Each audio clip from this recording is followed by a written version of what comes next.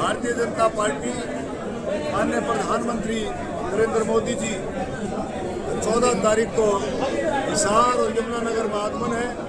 पूरा हरियाणा बच्चे, नौजवान, बुजुर्ग, महिलाएं स्वागत के लिए तैयार खड़ा है। आज देखो गांव और बस्ती के और कार्यक्रम में हमने आज पलहाड़ा गांव इसमें कार्यक्रम किया। आपने देखा भी होगा कितना लोगों में जोश। वो मतलब कहते हैं भी हमारे गांव में 2 गाड़ी 3 गाड़ी जितने व्हीकल हों गांव वाले सब के सब जो है लाने के लिए तैयार हैं। हम सबका धन्यवाद करते हैं। और एक भव्य कार्यक्रम, एक ऐसा कार्यक्रम मेले का आता है, मेले के रूप में।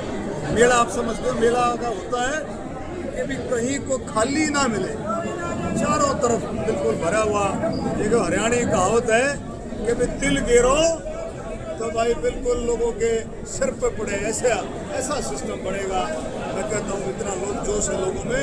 माननीय मुख्यमंत्री जी भी जगह जगह जा करके लोगों से अपील कर रहे हैं। और हम सभी भारतीय जनता पार्टी के कार्यकर्ता, जिला अध्यक्ष सभी मिलकर के इस काम को कर रहे हैं। मैं सभी लोगों का धन्यवाद करता हूँ। सर, कांग्रेस का अधिवेशन अहमदाबाद में चल रहा था, उन्होंने ये कहा कि हम ग्राउंड रिपोर्ट से चलेंगे और जिला अध्यक्षों की शक्तियां देंगे, आगे वही टिकट उनके कहने पर टिकट देंगे। किस तरह मानते हो? कांग्रेस बिल्कुल बुखलाई हुई है। उसको कोई जमीन नजर नहीं आ रही, वो खोज रही है कि भारतीय जनता पार्टी मोदी जी के नेतृत्व में विश्व की सबसे बड़ी, सबसे मजबूत पार्टी बनी है। वो खोज रही है कि हम भारतीय जनता पार्टी का कैसे मुकाबला करें। इस खोज में उनको तरह तरह की चीजें अब याद आ रही।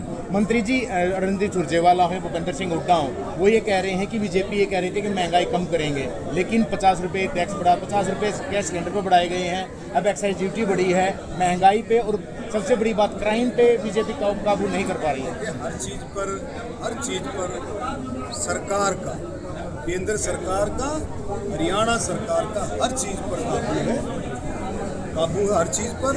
और सप्लाई मांग बहुत बढ़ गई है।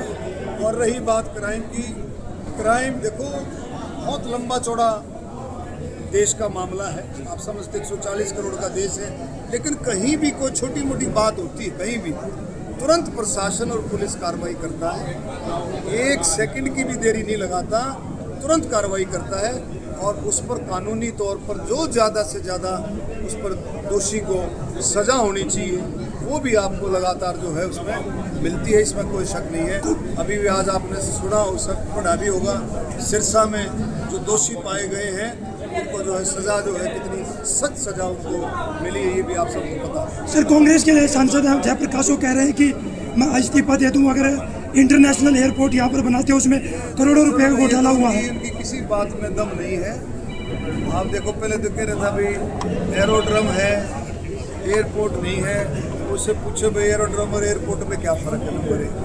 अरे भाई फ्लाइटें शुरू हो गई है, पहली फ्लाइट हिसार से अयोध्या जाएगी तो क्या होगा, वहाँ से जाएगी हिसार एयरपोर्ट से। यानी कि हमारे परम आदरणीय अग्रसेन, महाराजा अग्रसेन जी के नाम से वो एयरपोर्ट बन रहा है। वहाँ से पहली फ्लाइट हिसार से अयोध्या जाएगी, भगवान श्री राम के जन्म स्थान पर जाएगी। इससे बड़ी बात और क्या हो सकती है? मंत्री जी, कांग्रेस एक बात कह रही है कि बीजेपी ने सरकारी नौकरियां खत्म कर दी हैं, कौशल रोजगार के तहत नौकरियां दी जा रही है, और 265 टीचरों को भी निकाल दिया है।